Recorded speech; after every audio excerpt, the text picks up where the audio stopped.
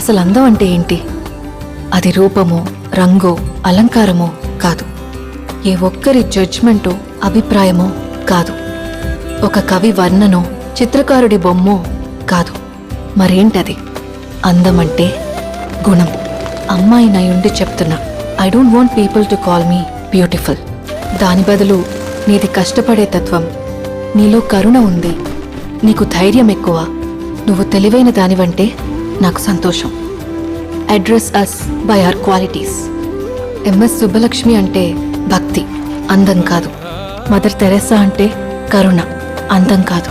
Ayn Rand అంటే తత్వం, అందం కాదు. సరస్వతి అంటే విద్య, దుర్గా అంటే ధైర్యం, గౌరీ అంటే తపస్సు, లక్ష్మి అంటే శుభం.